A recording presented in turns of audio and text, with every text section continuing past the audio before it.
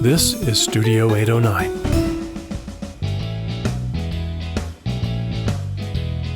Hi, everybody. Welcome to the Outdoors Hiking Bob podcast. I am your host, Hiking Bob Falcone, and you can find me on my website at hikingbob.com, which has links to my social media, my column at the Pikes Peak Bulletin, the other podcasts we've done, my photography website, and how to contact me or subscribe, subscribe to my newsletter, which comes out every Sunday morning, Sunday afternoon, Sunday evening-ish when I get around to doing it.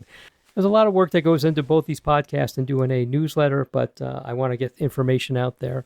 And for those of you listening to this right now, I will be away this coming weekend.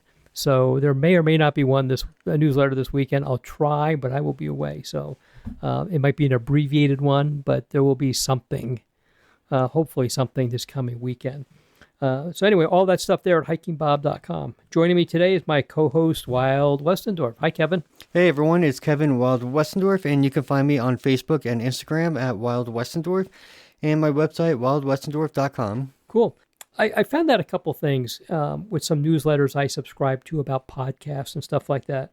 And I don't claim to be the expert on podcasts. Matter of fact, as we're recording this, a thing just came out that Mark Maron, who recorded 1,700 podcasts over 16 years, probably the guy who invented podcasting. Oh, I'm sure. Just recorded his last one.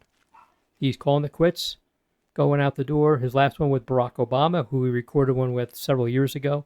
But he has just recorded his last podcast. So kind of an end of an era. And he really, I think, could go down as the guy who pretty much got podcasting started.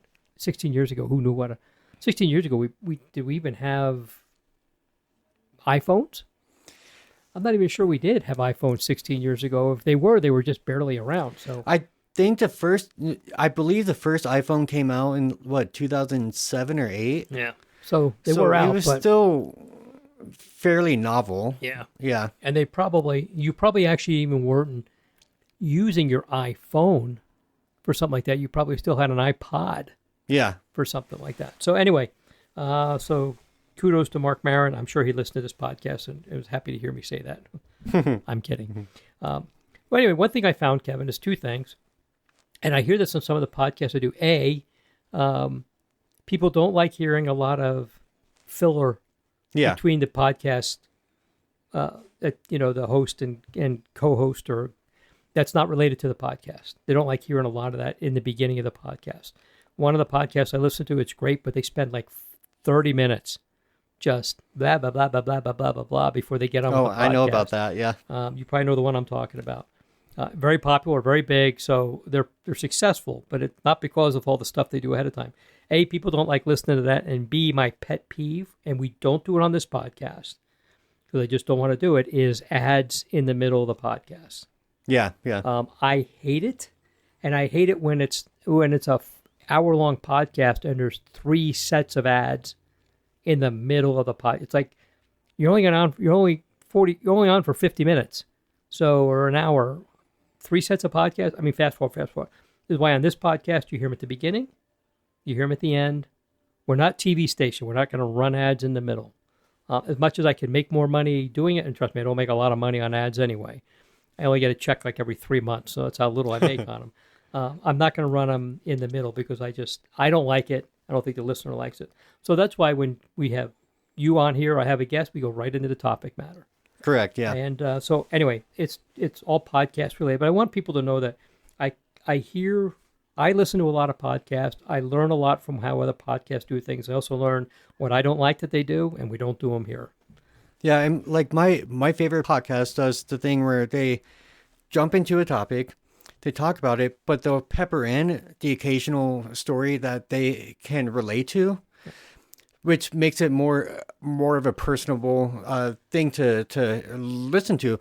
That is fine, I think. It's related to the podcast. Yeah, and it shows the hosts are humans and they aren't just reading from a script. But if I'm thinking of the podcast you're talking about, they spend like the first 20 minutes just talking about I went to my therapist and this and this, and it's like, okay, that's not relevant to the topic. Get to it, please. And they're part of a podcast network, so they talk about all the other podcasts on their network. If I wanted to hear that, I would listen to the podcast. Yeah. Their podcast. Anyway, We try to be topical. We try to get right to it. That's always been my style, though. I've never been a small talk kind of a person. I've always been, what's the topic? My emails, I have to remind myself to say, hey, how you doing? I hope things are going well. And then go into it. I usually just go into it. And it's only because I'm not being rude, but because I just want to get to the topic. Yeah. And that comes from all the work I did. When I'm on a fire scene, when I was whether I was an investigator in a law enforcement capacity or on a fire scene in a fire capacity, I didn't have a lot of time for small talk. What the hell happened here? What's going on? Who are you? What did you see? What's going on? What happened here? Kind of a thing. It carries over to what I do here. Briefly, for those of you who did not listen to it, the podcast before this one, number 450, is a short podcast, 10 minutes. It's just me. Yeah. I don't know if you had a chance to listen to it, Kevin. It's all about the First Amendment. And I called it Defending Charlie Kirk, Jimmy Kimmel, and the First Amendment. I've gotten a lot of positive comments on it. Okay. I haven't had anybody say I was a leftist wingnut or a right-wing nutcase or anything like that. I think I went out of my way to be very even-handed with it, making the case that, the First Amendment is not just for language you like, it's for stuff you may not agree with. We have to protect everything. I got a lot of positive comments on it. It was featured in a newsletter that goes out to journalists every week. Oh, okay. In the state. It was featured in there. So if you've had a chance to listen to it, just drop in and listen to it. I'd be happy to hear your comments. The comments I've had so far were very positive. It was a good, clear, concise explanation of the First Amendment, what it says, and what our responsibility is as citizens to, believe in the First Amendment, understand what it says, and also to kind of exercise that. Exercise the right of everybody to you don't have to like what everybody says. Yeah. And there was a saying I forgot to put in there, and it's debatable who actually said it. Something was a French statesman, but basically, I disagree with what you say, but I'll defend to the death your right to say it. Kind of sums it up. So anyway, just a couple of things there. It's episode number 450. I thought that was a good time for it. I was due to have another podcast. I thought about bringing you in. I said, things are going on that I just have to talk. It's 10 minutes long. I'm not going to take a lot of time out of your day. It's very quick, yeah. Very quick, but I think I covered everything. I don't know. Beats me. Be interested in hearing what everybody has to say. I'll put a link to it in this podcast. And I did feature it again in this past weekend's newsletter. So let's get right to it, Kevin. You did a hike last week? Yes. Weekend before in a place that I've been wanting to go to, you've been wanting to go to. And I'm going to let you describe it, but I think the best way to describe it is the getting there kind of was bleh, but the end result was really nice. Yes. Is that a good way to put it? So tell us where you went. So I went to an area called the Wheeler Geologic area, which was actually Colorado's first national monument. Then in 1950, due to the lack of visitation and just not enough funding and such, it was downgraded to be a geologic area. I can see why there was a lack of visitation because it's so far out of the way. It's in the middle of nowhere. Nearby, like maybe a 10-minute drive, is the town of Creed, which was my first time there too, which is a super beautiful, cute town. They have an underground mining museum that was a lot of fun. It was $10 to go to. And behind the town, north of the town, it's an area called the Bachelor Loop, which is a 4x4 road that it's like a 17 miles, I believe, that just takes you to all the various mining sites. I got a couple miles in and I was like, okay, my Ford Escape cannot do this. Like, no. And so I turned back, but it was really cool though. And what were they mining there? Was it gold or coal or what were they mining there? Uranium? They mined all kinds of stuff. I'm curious. I'm trying to remember it because it was not gold. It was something else. Okay. I cannot remember. Some other valuable metal. There's no money in mining anymore. Yeah. Cool. So I did the Wheeler Trail in the Wheeler Geologic area. There are other trails, but they're not on the maps, which is weird. And you can tell that they're and there's signs at the trail junctions that say like, oh, this trail is called this. And if you go right, you can tell those trails are never hiked on because they're extremely overgrown and such. So I'm just not sure if those trails are delisted or what, but the Wheeler Trail itself is very well marked. Round trip, it's almost 17 miles, close to 3,000 feet in elevation gain. So it's a beast of a hike. It's one of those hikes where you start the hike by going downhill for a while. And when I realized that before the hike, because I looked at the map and I was like, oh, shoot, I'm going to be starting going downhill. And this is a long hike. And so I'm going to end the hike going uphill. And it's just, oh, that was not fun. Because I was tired. But it's one of those trails where you go downhill, you go uphill, then you go downhill again, and then you go uphill again. The vast majority of the forest in that area is dead because of the pine beetle, which made it kind of ugly the whole way there. And there's a couple vistas that are nice looking and stuff, but the majority of the trail is very boring. There's not a whole lot of variety of things to see, and the majority of the trail is just straight. Is it now? Was a trail on the old road that took you to what was the national monument at the time? So yeah, there is a 4x4 road that takes you very, very close to the geologic formations, but only the very end of the trail connects onto that road. And then you take like the road maybe a mile down. So the majority of the trail is a single track trail for hiking. And once you get to the end though, when you see all the spires and the hoodoos and just the geology of the area, it stands out so starkly in contrast to the bland forest and mountains around it. It is fascinating. It's huge. And I try to take photos that would show the size of the area, but I really could not because it's massive. And it actually kind of looks like a city skyline that is petrified. It is just incredible. It's a combination of Bryce Canyon in Utah and the paint mines in Calhoun. Like you combine those both and make it larger and not as orange as Bryce is. It's that. So I love that part. But then there's a long slog back. So it's going downhill, uphill, downhill, uphill. And it was 17 miles round trip? Yeah. Ugh. So it's a long hike. That's an all day. You got started early and ended late.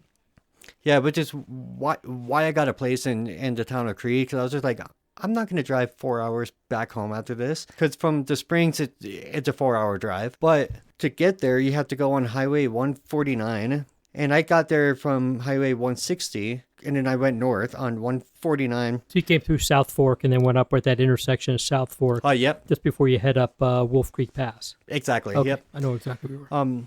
That drive from between Highway 160 and Highway 50 near Gunnison, that whole Highway 149 drive is one of the most beautiful drives I've ever done, like ever, anywhere. It is insanely gorgeous. I just happened to luck out that like I was driving through during like peak or maybe a day or two past peak colors for fall. So having that combined with just the scenery itself just being gorgeous was incredible. I stopped so many times to take photos, and it just north of the town of Creed, there's an area called North Clear Creek Falls, and it's a huge waterfall that you park and you walk maybe 20 feet and it's right there. Like, so that was impressive. If this is the one I think it is, I've never been there. It kind of comes down, then bounces off another little shelf and then comes down again. Yeah. I've seen pictures of it. I need to go get that. It looks incredible in person. Then after that, I decided to go visit another town that I've never been to, and I'm mad at myself that I've taken so long to get to this town, but I decided to stay a night in Crested Butte. Beautiful area. If you've been there, you know, like you cannot put it in words how gorgeous of an area it is. And the next day I just did a short little hike outside of town called the Lower Line Loop or something like that. And I combined it like a couple other little trails because I was sore after the Wheeler hike. So I just wanted to do something simple. You did 17 miles, Kevin. Take it easy. Yeah. So in Crested Butte, I was more of a tourist. Really cute town. I went to a place called Secret Stash for pizza. So it was really, really good. And when I went home the next day, I took Cottonwood Pass to get home, which is the first time I've taken that because I know it was finally fully paved back in 2018 or 19 or something like that. More recent than that, but not, Okay. It has not been fully paved for too long. Okay. I don't think it goes. I think they may have started it back then because it took. Okay. Because that they have a narrow window before they close it. I don't think it goes back that far as being fully open, but pretty recently. Okay. I mean, if yeah. you were there 10 years ago, it was not paved. So, And because I knew it was paved, I was like, okay, I'm going to go home that way. Because I've been on Highway 50 a million times in that area, but I can see why it's close in the wintertime, for sure. But that's also a stunning drive, especially when you get to the Taylor Park area. And that big reservoir. yeah, like it's beautiful out there. So it's just the whole trip was incredible. It was beautiful. It made the slog and the slog of the hike and the boring aspect of it two-wheeler worth it. Next time I'm out there, I think what I'll do is rent an ATV or something and use that to ride on the 4x4 road to get up there, because once where the road ends, it's a 2-mile round trip hike. I think that would be a much more fun experience to like ride on the 4x4 road and then just do a little hike out there and like camp too maybe and stuff. But yeah, that's what my last adventure was. Yeah, Cottonwood Pass is a beautiful road now that it's paved. And for those who are not familiar with it, the east end of it starts in Buena Vista and goes to the top right at the Continental Divide, right at the summit, and there's a county line there. It's Chaffee County and Gunnison County. Yeah. The Chaffee County side has been paved for ages. The Chaffee County side was what they recently paved, and it's 2-county highway, so it's not a state highway, which is why it was never paved. Rumor I had heard was that next pass north of there is Independence Pass. Yeah. That closes every winter. Cottonwood Pass closes every winter. The idea was that if they paved Cottonwood Pass, if something happened, particularly in the summer, that if Independence Pass had to close, people wouldn't have to go all the way down to Highway 50 or all the way up to I-70 to find another way across the state. Because if you cross the Continental Divide, there's limited places you can get across the state. Yeah. When you got to go through the mountains. Highway 50 is one at 160, Highway 50. When it's open, Cottonwood Pass, Independence Pass, which is not open anything big, and then basically I-70. Yeah. Are your ways across the state going across the Continental Divide. I don't know that's actually the case, and it would be cool if they made both sides of Cottonwood Pass a state highway, because then it would be maybe easier to keep that road open in the winter. Oh, yeah, yeah. Or to open it if they had to. But right now, like Independence Pass, you go up the east side of it from Twin Lakes, it's a nice road. It's a great road. It's wide. You get to the summit and you start to go down the west side, it becomes very narrow with overhanging rocks. Oh, yeah. And there are signs telling you no RVs, no semi-trucks, no trailers more than small. And inevitably, and it happened this year, at least once, some idiot went over the pass. It was like a month ago or something. With all like the that. signs saying, don't do this, and got wedged in there. And why? Because Google Maps told them to go there. Well, Google Maps probably didn't know he was driving a semi. Yeah. And there were all the signs along the way. So now you have some idiot goes over there, close it. So now with Cottonwood Pass being paved on both sides, and anything can go over Cottonwood Pass, because there's not a lot of tight turns, there's no overhang, especially when you get over on the west side, that now it becomes a backup route to get across the state. I don't know if that's actually the case. But did you see, if I know you're doing that, I would have suggested you hit Lost Lake, because you came over that right after you came over to the east side of Cottonwood Pass. It's right at mile marker 2, the Lost Lake Trail. Yes, I saw the sign for it. Yeah. That would have been a nice hike, but it's something you could do later. It's a beautiful hike, and I did it this past year. Oh, okay. So, cool. So, great trip. So, Wheeler takes some effort to do it. But have you ever heard of, I'm trying to think of what it looks like. I saw some of your pictures. You ever heard of Tent Rocks National Monument? Yes, that is on my list. Tent Rocks and another place in New Mexico that's like that too, that I cannot pronounce the name of it. Well, it may be the same place. Oh, it might be. Yeah. Okay. Because Tent Rocks is a national monument. It was open years ago, and I visited it a long, long time ago. And then it got closed for a long time as they were redoing a lot of work there. It is sort of like Canyon de Chelly. It's a national monument, but it's on reservation land. And so it's heavily governed by the tribal rules and stuff like that. It's still a national monument. You still go there.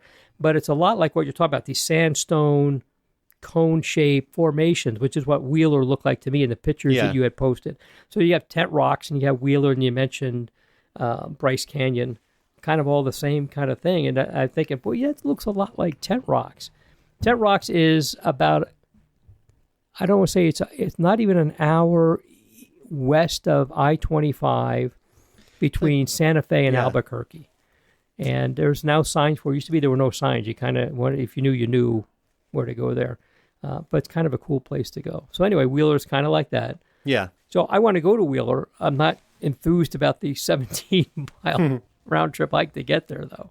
Now, when I got to the end of the road, I saw only stock Jeep Wranglers, Tacomas, an F-150. So it's not like you need a lifted truck or Jeep to get out there. Oh, and I saw a 4Runner too. Like they were all stock, not lifted or upgraded to be like hardcore off-roading. Not with the crazy articulation and the wheels are all flying. Yeah, okay. It's not a road I would risk my car on because it's an escape. It does great on dirt roads, but it's just not quite hefty enough for a road like that. So maybe my Cherokee, but not my wife's Crosstrek. Correct, yeah. Okay, good. It's good to know.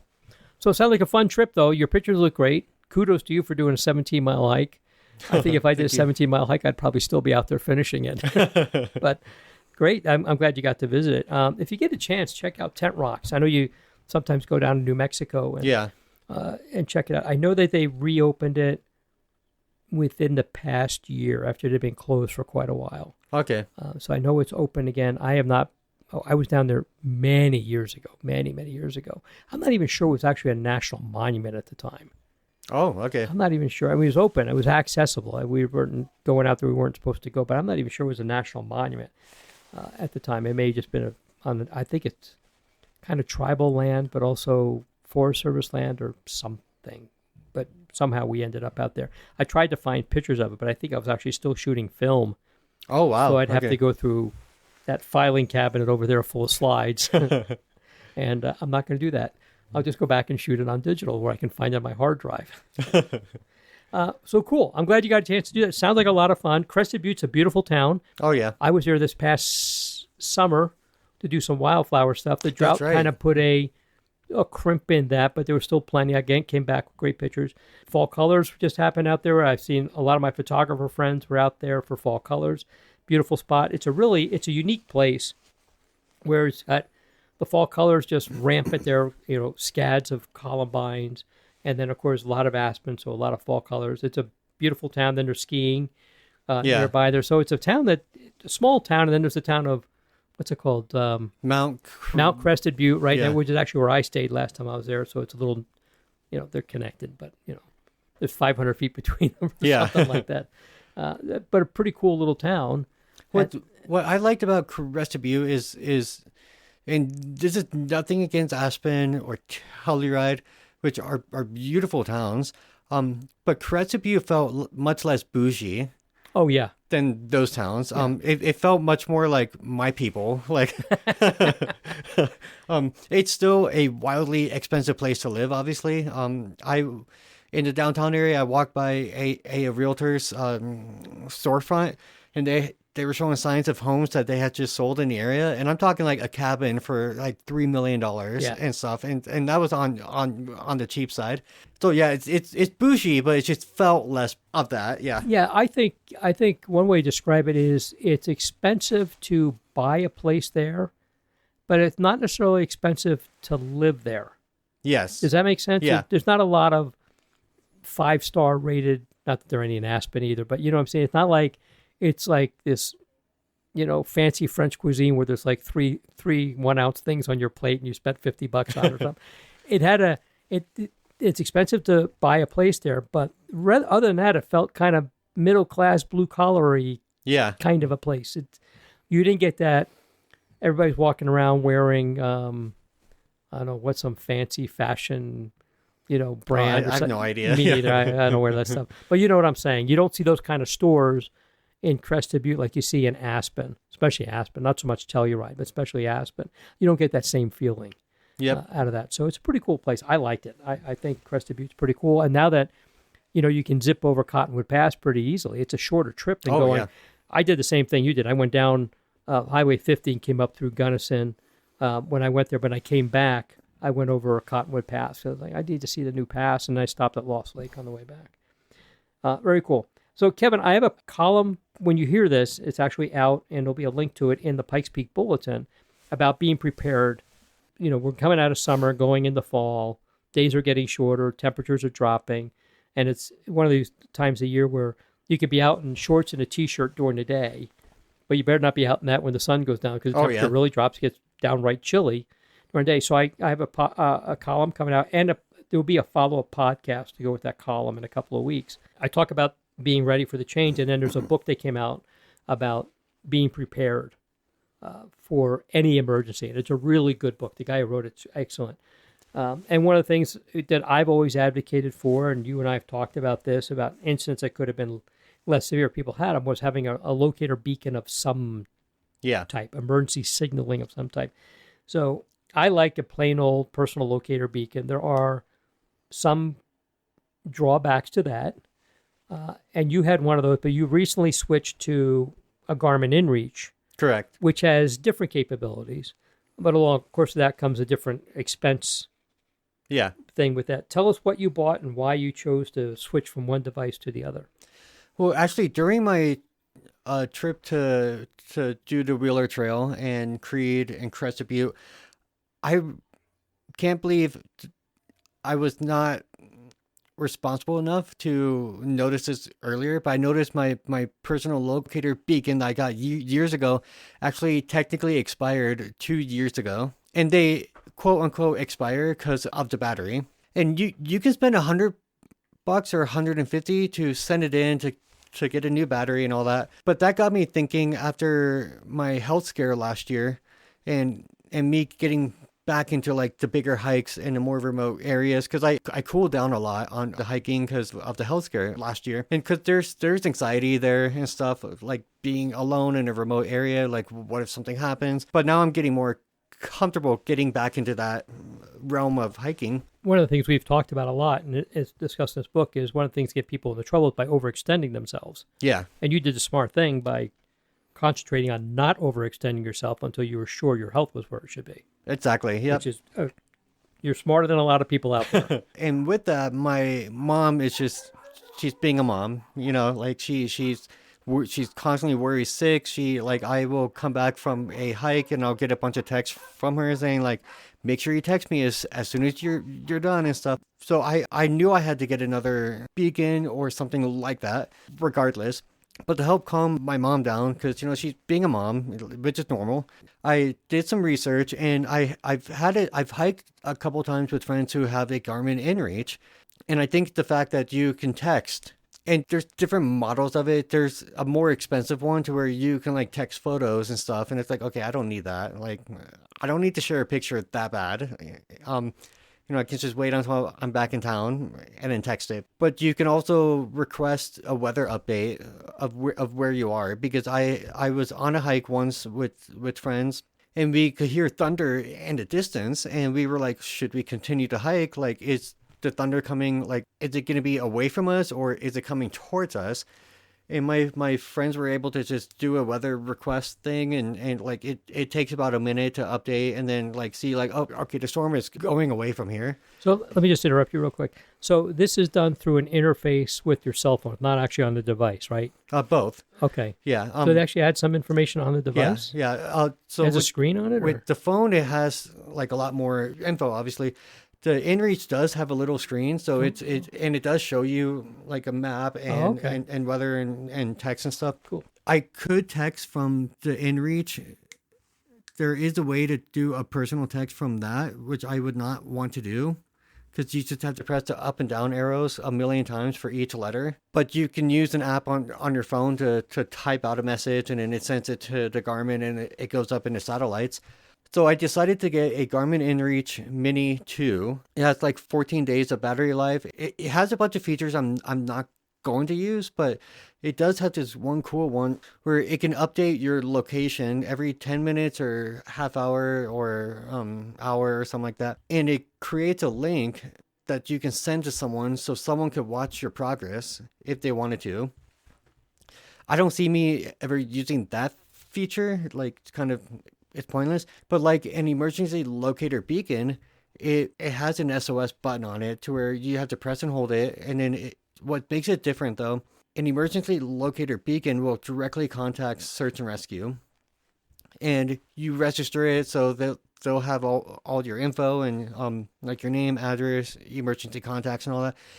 It's the same with the Garmin, but what this does, it alerts an emergency response team that is within Garmin itself, and then they will contact the appropriate authorities. Well, and the actual locator beacons kind of work the same way. They go to, like the one I have from ACR, goes to the military. Oh, the Air Force runs that. AFRCC, they call it, Air Force Rescue Coordinating Center. Oh, They're the ones who get all the beacons from like downed aircraft, and then they contact search and rescue. It doesn't go directly to search and rescue, but it goes the same idea that it goes through a centralized point, and then they notify that. Usually they go to the state level. Like here in Colorado, we have the Colorado Search and Rescue Organization, that association that then says, well, okay, that's in such and such a county. We'll get a hold of the sheriff there. But anyway, I just want to clarify that they both kind of work the same way, but they work through different satellite systems and a different dispatching point. I guess the best way to put it. Yeah. Thank you. But it's just nice knowing that I have the emergency function of it. But I can also, like, if I reach a summit, I could be like, hey, Mom, I'm at the top of this mountain. I should be back in a few hours. Because I told this story before where I did a hike in Lost Creek Wilderness years ago. And I accidentally started at the wrong trailhead. And I backpacked it.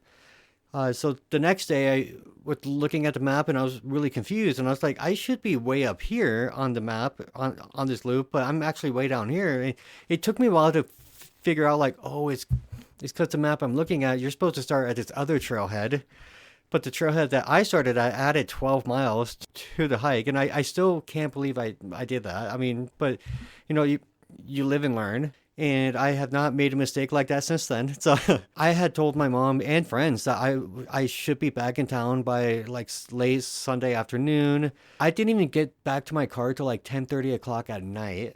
And then when I finally had service, I texted my mom and friends and saying, hey, I misread the map, but I'm fine. Then my mom immediately called me because she wanted to make sure it was actually me who sent her a text and not my murderer. So I was just like, geez, Mom, you went a little dark there, Mom. Yeah, like wow.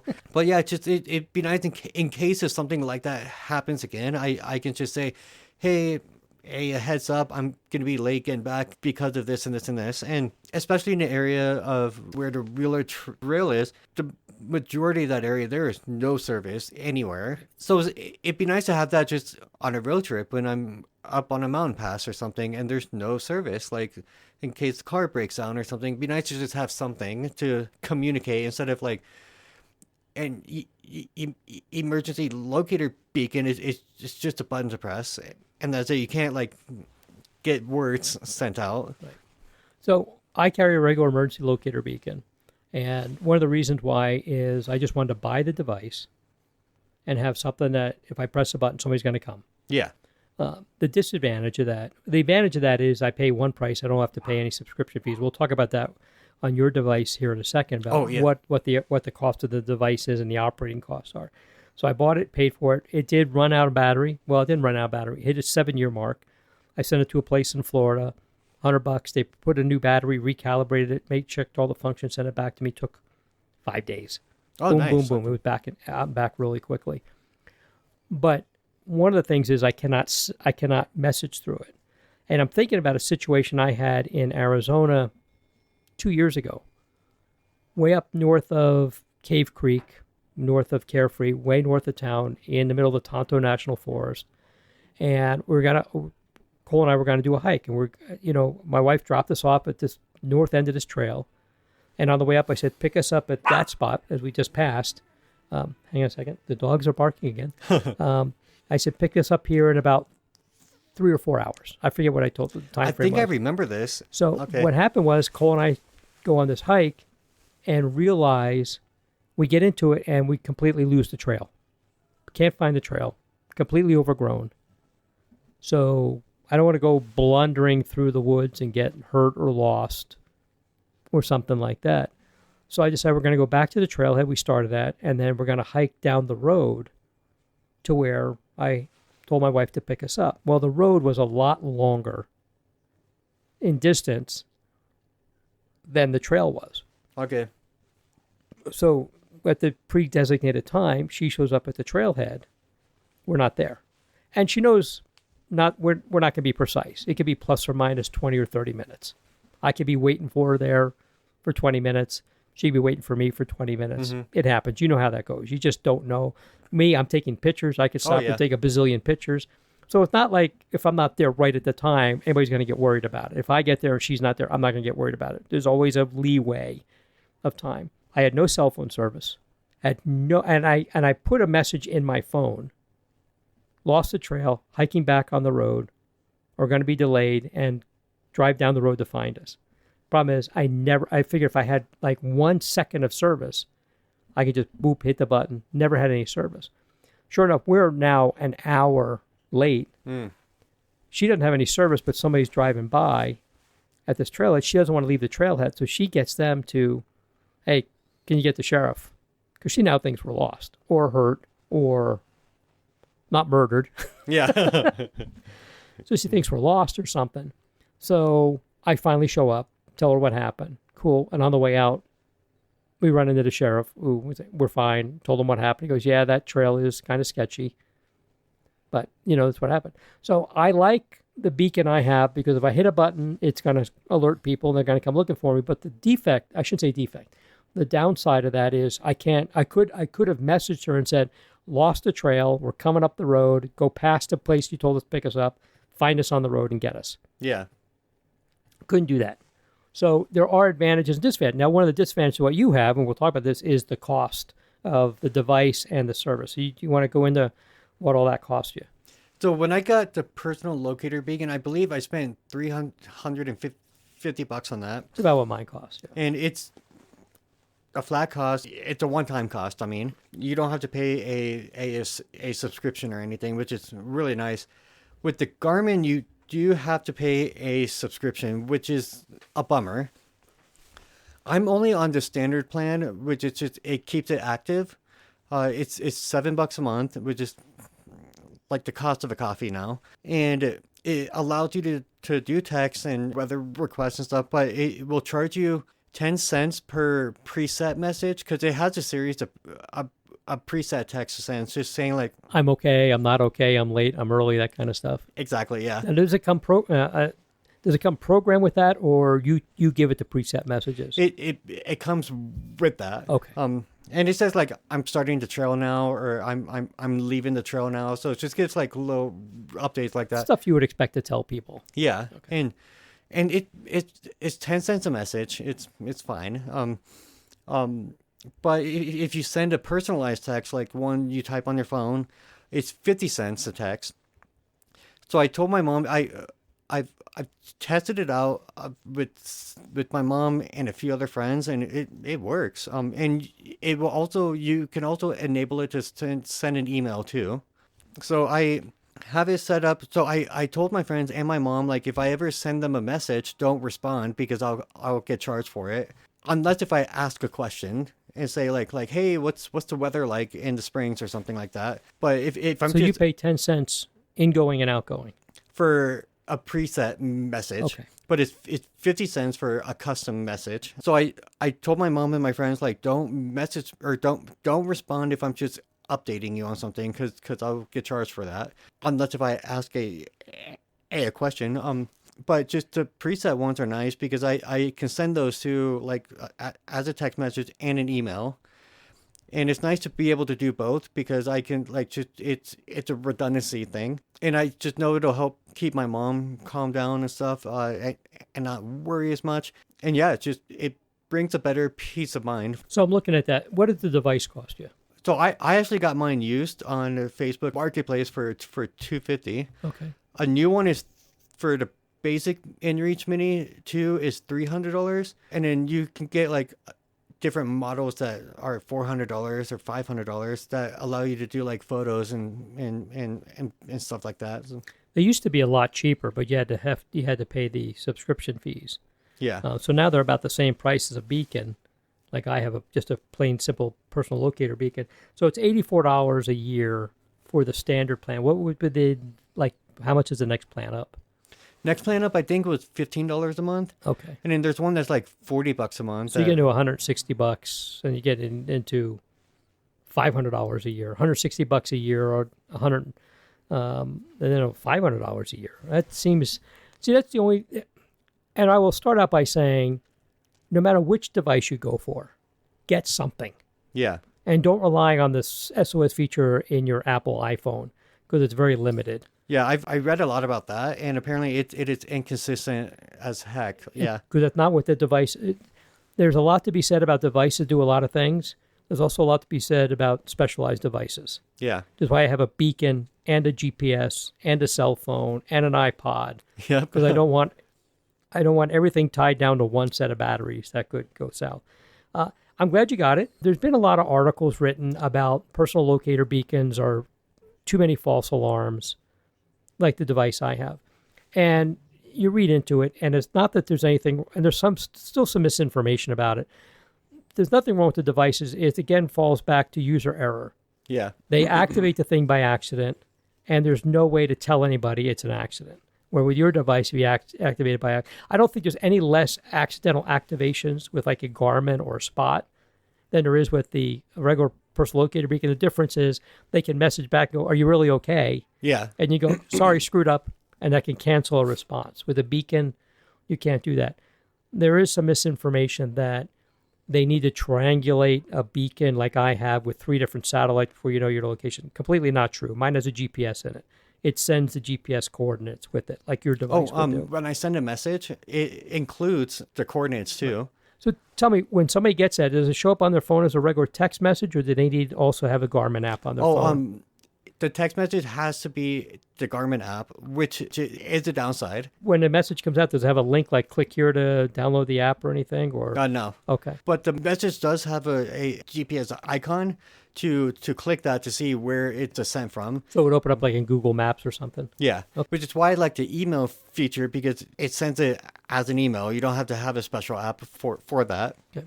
Well, the key thing here to remember is whichever device you get, learn how to use it properly so you're not making accidental activation. I've had mine. I'm on the second one. It's on the second battery. Never had an accidental activation because I'm not an idiot. I know not to sit there and play with the buttons and screw around with it. And the way they're designed is like if I activate mine, my wife's going to get a phone call because she's not going to be on the trail with me. And they're going to ask her, "Your idiot husband set off his alarm. Is he home or is he out on a trail?" And I always tell her where I'm going. And I, like you do with your mom, I send her a text. As soon as I'm within cell phone service, I'm off trail. If I know it's going to be a while before I get to cell phone service, I'll include in the message what time I was off trail. Like off trail at 4:15. The message may not be able to go out till 5 o'clock. So she knows by the time she gets it, I've already been on the road for 45 minutes. I always do that. Always notify somebody, especially when you're back in the backcountry, remote area, out of cell phone service. Tell somebody, when you're off the trail so they know, and timestamp it. Now, if I know it's instant, like I get back to the trailhead, I got service, I'm not worried about it. But I usually timestamp those things so that people know, my wife knows where I'm at. I have friends who use me as their contact. If I'm not going to be on the trail, they'll say, "You're going to be my contact if something happens." But if I set off mine, they'll call my wife. She'll either say, "Yeah, he's screwing around in the backyard with the thing, don't come." Or, "No, he's supposed to be out on such and such trail." The problem is if they can't get a hold of that emergency contact, then, as I like to tell people, all hell breaks loose when you activate one of those things, which is what they're supposed to do. I don't like that for your device, if you stop paying a subscription fee, it doesn't work. It's a button that goes nowhere. I don't like that.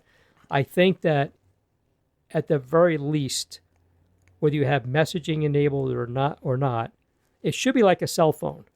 That even if your cell phone does not have a SIM card and it is not assigned to a service, if you call 911, it's going to work. I think those devices that you pay for should still work if you press a button. Now, it's going to be basic information. The alarm's going off, and here's the GPS coordinates. We have no idea. They didn't pay for messaging. We can't message them. We don't know what's going on. Yeah. You know what I'm saying? Oh, yeah, yeah. I wish that there was a way that they, especially when they cost as much as my beacon does, and I don't have to pay for anything like that. Yeah, I definitely wish at least a SOS button would work regardless. Because you can go in the app and suspend your service, which I plan to do because I'm not going to be doing big hikes in the wintertime in remote areas and stuff. You're not going to be backcountry in the middle of winter. Yeah, you know? yeah. You don't do hot cross country skiing or anything like that. Correct. But next summer is when I'm going to reactivate it and keep that. So I'm probably going to keep the service on mine for another month or so until the snow like really comes, and then suspend it. But it would be nice to still know, like, in case of an emergency, if I'm on 7 bridges and I somehow get hurt, I could just press that button. It'd be nice if that was a thing. And 7 Bridges is so far away that it's going to take somebody a day and a half to get to you and find out you're fine. Yeah.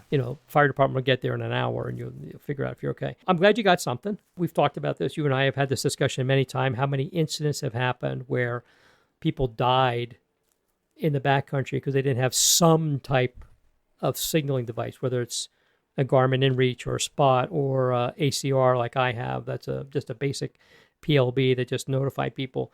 You need to have something if you're out, and you can be out of cell phone range in a Colorado Springs city park. There are places on North Cheyenne Canyon where there's no service. I've been there. We've all been there. I was up in Divide, and there was a lot of that. It's not far away from civilization. Divide is right there. No cell phone service. So if I get attacked by an angry moose or something, there's no service. So I wish that your device had at least SOS feature, even if you don't pay for it. I think that's the big beef I have with that. Is that if you forget to pay, nothing happens, and that I don't like. I get it if they want to charge you to be able to get weather forecast, to send and receive messages. I get it. That's an extra feature.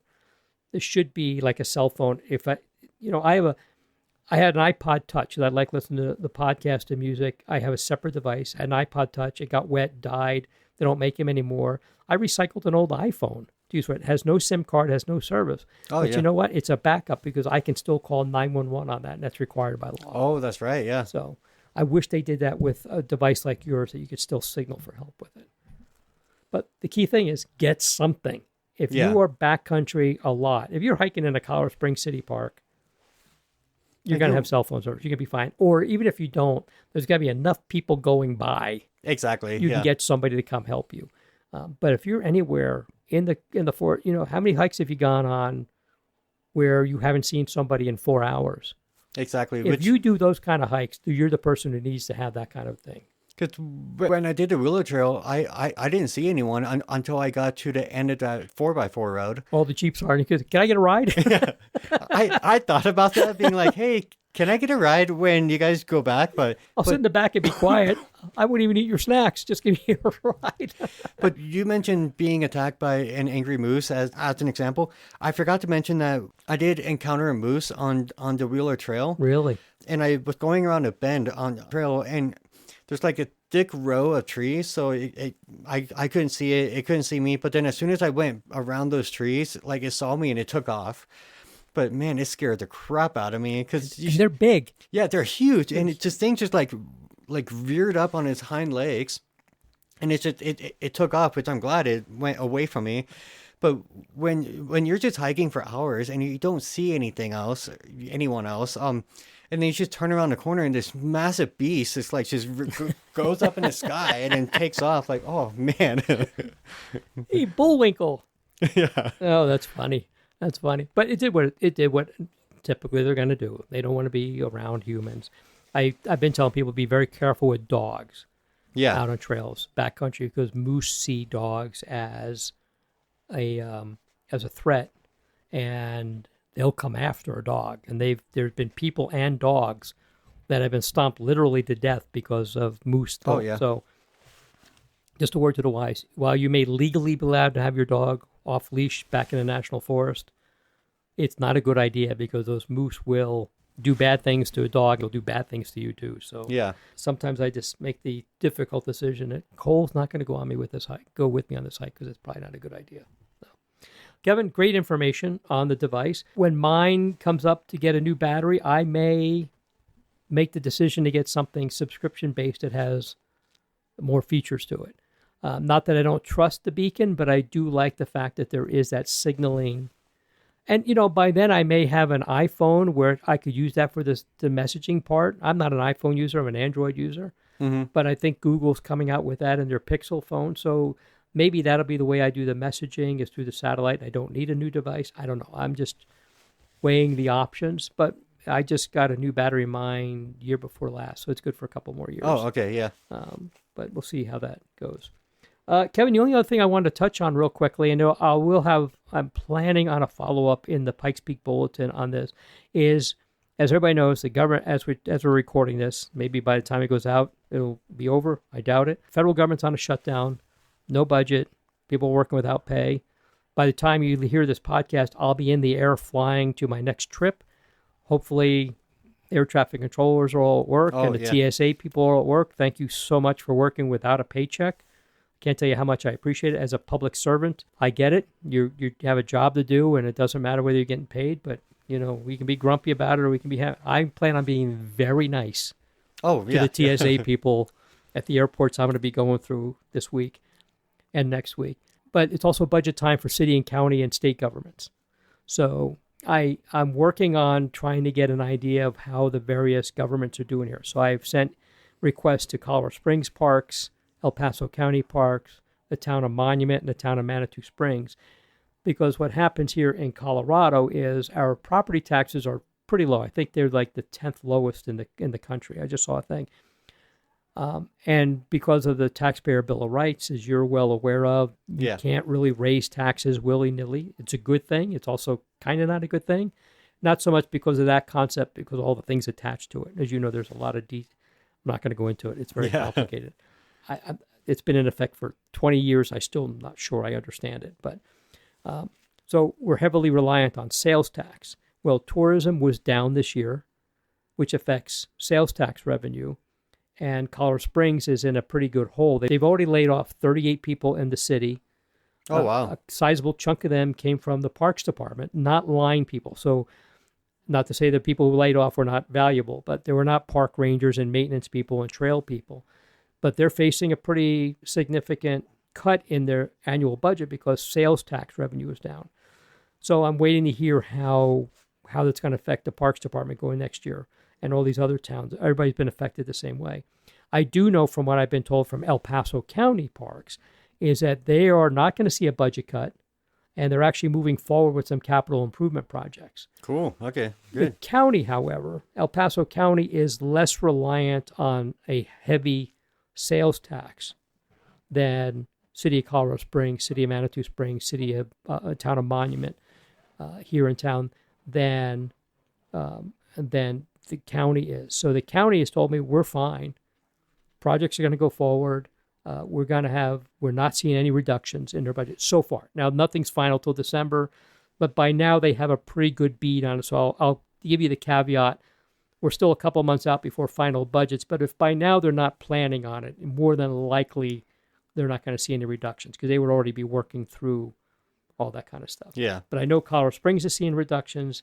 I believe Manitou might be seeing some. Monument's still working on some figures, but off the record stuff I've been told, without going into detail, and I'm not saying which agency, they're going to see some reductions. But everybody's a little different. We'll see what happens. Anyway, hopefully I'll have a follow-up article in the bulletin in the next couple of weeks about how that's going. And I don't really care about the numbers. Most people don't care. What they want to know and what I'm asking these agencies to tell me is what is the user impact? So you've cut some people, you cut some budget. What does that mean to me when I go on a trail, when I go for a hike, when I go to a park? What is that? How am I going to see that? Am I going to see it? Maybe you made all the stuff, all the cuts in the background where I won't immediately see it. Maybe I will see it. Maybe I'm going to notice there's not as many park rangers or whatever. So the information I'm asking for, I'm not a numbers person. You know that, Kevin. If I can add, I had to calculate that it's $84 a year for your service. I had to bring out the calculator. How much is 7 times 12? I should know that, but I didn't. But what I want to know is, how is that going to affect the user? What are you as a user? What am I as a user? What is Joe Blow as a user? What is the guy down the street who takes his kids to the local park? going to see as an impact of these budget cuts. And that's the information I'm after. Kevin, that's all I've got for today. What do you got? Anything else? I think that is it. Yep. Cool. A lot of good information. Thank you so much for talking about your hike. Also, I'm gonna rent an ATV, and if I go to Wheeler, I'm gonna drive up there. Thanks for that information. Thanks for the information about your inReach and how you came to that decision. I think it's a great decision. Again, buy something. You're out there, let's do it. If you're like Kevin, you could find a used one and get a good deal on one, and maybe save yourself some money. The money you saved on, it's going to pay for a year and a half of service. Yeah, true. So you been out pretty good on that. And with that, everybody, thank you for listening. We got one podcast, the next one already recorded, got another one scheduled. So we may be a couple weeks before we see Kevin again, but he'll be back. I'll be back. I'll be back. I'll be back here pretty soon. Thanks for listening. We'll talk to you later. All right, everybody. See ya.